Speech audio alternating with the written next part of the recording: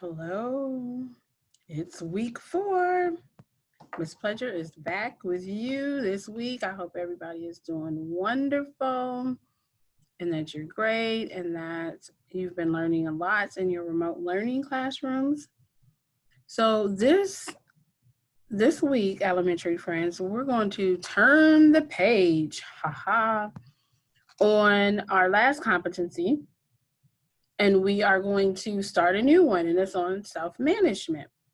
But before we get into all of that, what is self-management and all those types of things, I just want to take a minute and do a check-in. You remember what a check-in is? Remember, that's when we check in emotionally on our feelings and being self-aware of where we are right now as we start this lesson, and also just where we've been over the last week. So I have a feelings chart, and it says things like angry and scared, sad, happy, what else? Frustrated, anxious, disappointed, or calm. I want you to take just a minute, just a couple seconds, and just really take a minute and feel what it is that you're feeling right now.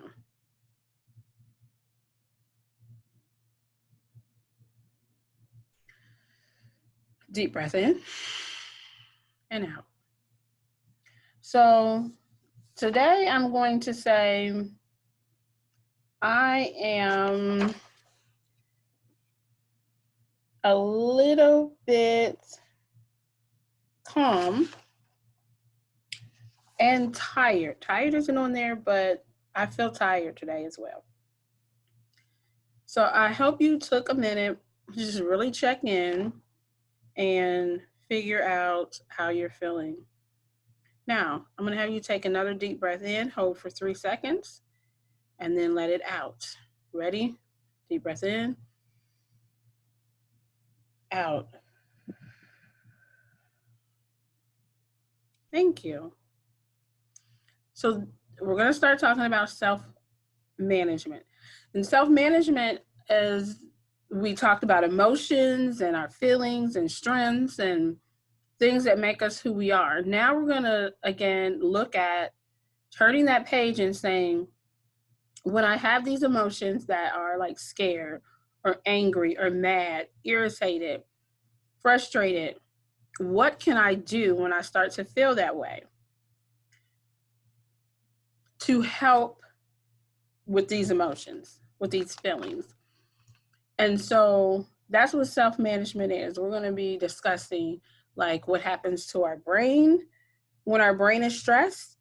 We're going to talk about why we can't calm down when we're upset and not really feeling like you understand something.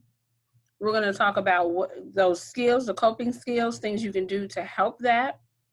And then we're going to set some goals eventually. So that's all about self-management. So today is about the brain and why our brain does the things that it actually does, and why when we get upset, these things start to happen. So I am going to share my screen and put on a video that's going to help explain the brain.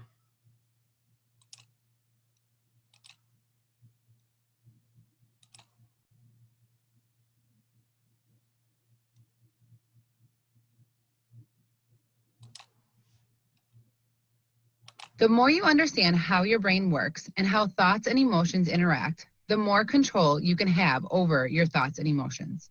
It's your brain. It's time for you to start controlling your own thoughts and emotions. So let's talk about how thoughts and feelings interact. We're going to break it down using a visual, the hand model. We're going to use our hand for this. Your thumb, folding it in, is the middle of your brain, your amygdala. Your fingertips, folding it around, is your prefrontal cortex, the front of your brain. We'll come back to this in a second. Our amygdala is really important in serious situations. For example, if you see a fire, it alerts you into action. It cuts off access to your prefrontal cortex where you think and reason, which is great. You don't need to calculate just how long it will take for the house to burn down. You just need to move. Back to your hand. Your amygdala in the center, with the fingers curled around, flips the prefrontal cortex lid. Flip the lid. Try it with me. Put your thumb in the middle, hold your fingertips, and force your fingertips over with your thumb, the amygdala. This could save your life in the fire situation. So we need our amygdala, but here's the problem. Your amygdala makes mountains out of molehills. So when there isn't a fire, and just say a pop quiz, your amygdala may react the same and flip your lid when there's no need to. When your lid is flipped, that's when your thoughts and emotions become muddled. When this happens, it means your thoughts are driven by your amygdala, and they are often distorted. This can fuel your worry or anxiety. So your lid is still flipped, and you need your prefrontal cortex to perform well on that pop quiz. So you have to find a way to get the prefrontal cortex to come down so you can think and reason. Bringing your lid down is tough for all of us. We'll dive further into that next.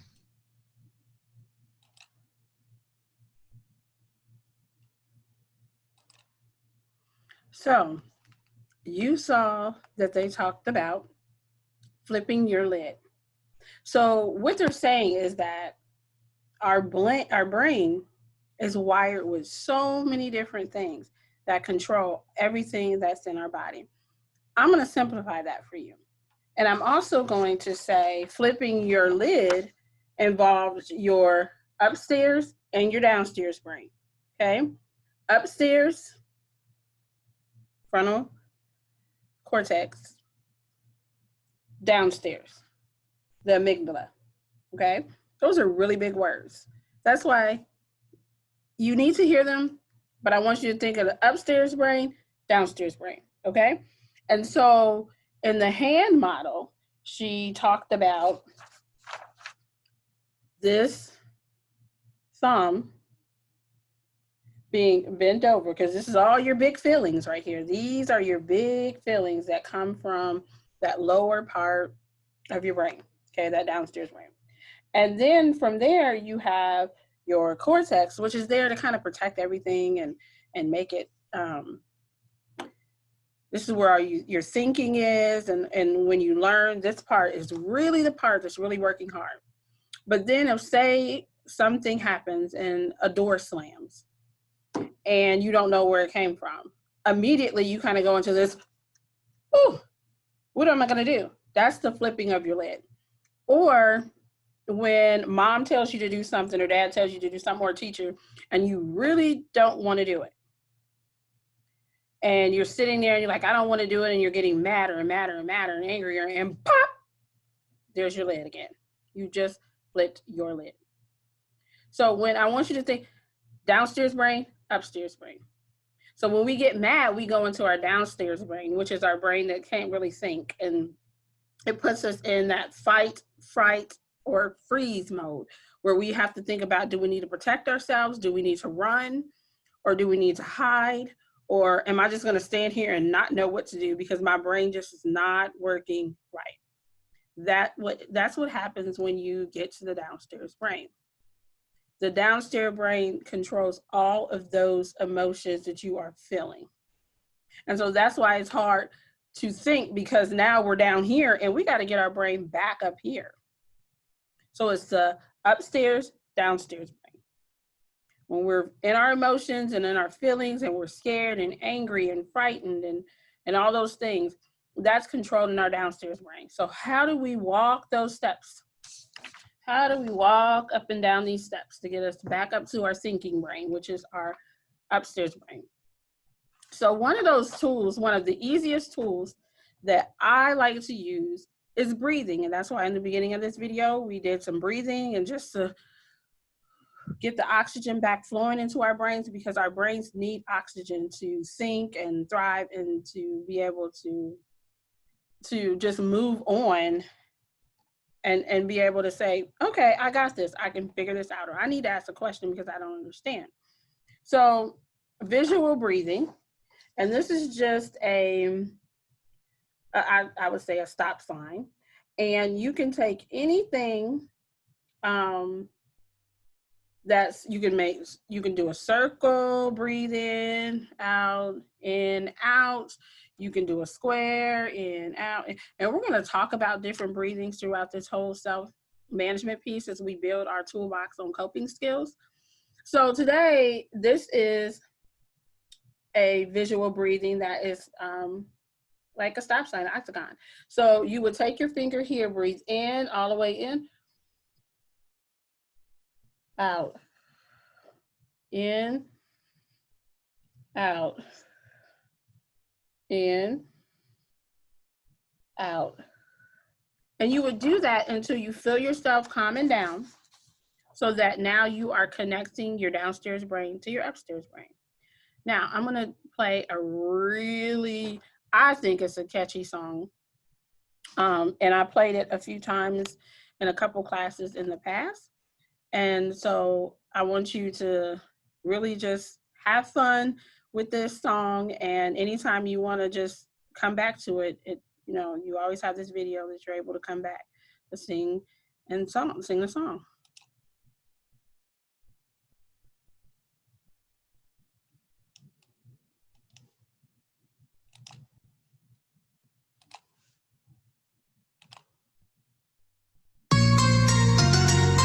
Yeah, just me, man. Itty bop bop. People messing with me on the constant. I don't wanna be bothered with the nonsense. How the brain works, gotta know the deal. Don't wanna lose it, gotta find a way to keep it chill. Don't flip, yo lid. Don't flip, yo lid. Gotta get your brain a bright. Deep breath so you don't make a mistake. Don't flip, yo lid. Don't flip, yo lid. Gotta get your brain a bright. Deep breath so you don't make a mistake. Look, I don't want no problems, I'm a nice dude. I'm trying to stay cooler than an ice cube. First I started out in a nice mood. To people causing problems wanna act rude. That feeling in my stomach got me feeling wrong. In my chest I can feel the anger coming on. I'm trying real hard not to blow it. Fight or flight, and the fight's growing. Checking up the brain like a cat scan. Trying to understand how I act when I'm angry, I'm scared, or I'm stressing. I'm wilding out, gotta learn to get it back, man. People messing with me on the constant. I don't wanna be bothered with the nonsense. How the brain works, gotta know the deal. Don't wanna lose it, gotta find a way to keep it chill.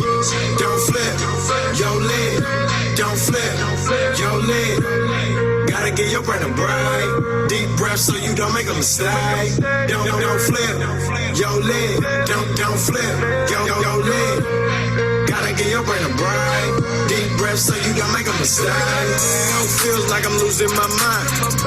Why do I react every time? That's why it's so hard for me to stay calm. My amygdala is sounding my brain's alarm. It's really not a sound though, not at all. It's a chemical signal called cortisol.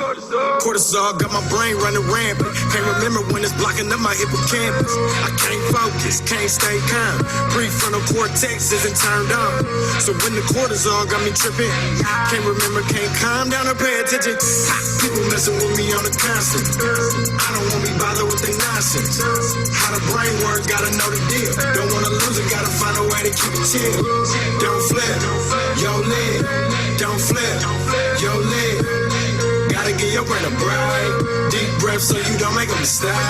Don't flip, yo lid. Don't flip, yo lid. Gotta get your brain a bright. Deep breath so you don't make a mistake. Gotta breathe, oxygen, what I need. Tryna live mindfully.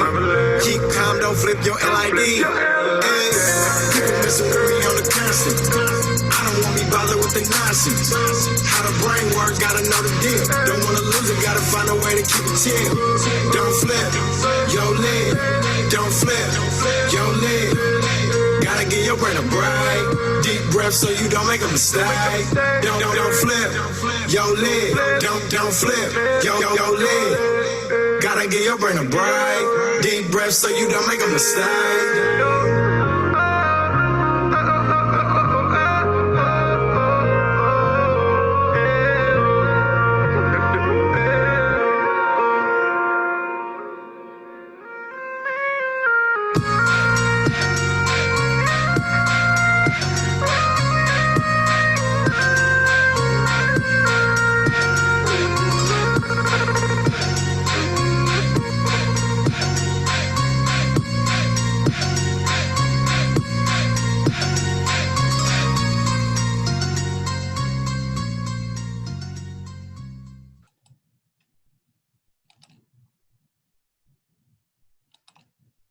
So that is don't flip your lid. So I want you this week, as we're moving forward, I want you to think about and really figure out when your emotions are starting to get all out of whack and you're going into your downstairs brain, because remember, that's what we're talking about, our upstairs and our downstairs brain, and how when we're in our downstairs brain, it's really hard to think and make good decisions and not do things that we really necessarily don't mean at the time. So I want you to think about that hand model and what you're doing and flipping that lid. And when every time you get ready to flip that lid, I want you to just take deep breaths in, or whatever else may help you calm down. And again, the next couple of weeks, we'll be talking about some of these things, other things besides breathing that will help. But I want you to know that taking time this week, talking to somebody and saying, hey, I want to talk to you about flipping my lid. You ever notice I flip my lid sometimes? So flipping your lid, and also taking a minute, and anything in this video that you have kind of heard and you're not really sure about, taking some time and just asking questions to some other adults or other people in your house, and just say, hey, I'm wondering about this whole brain thing and why I get upset, or what are some other ways that I may be able to calm down when I start to feel this way. So I'm going to leave you with this last little question, and that is, how do you think flipping your lid has ever helped or even hurt you? So when you have flipped your lid, like, what happened? Was it good or was it bad? And with that, we're going to sign off. And remember, don't flip your lid. See you next week.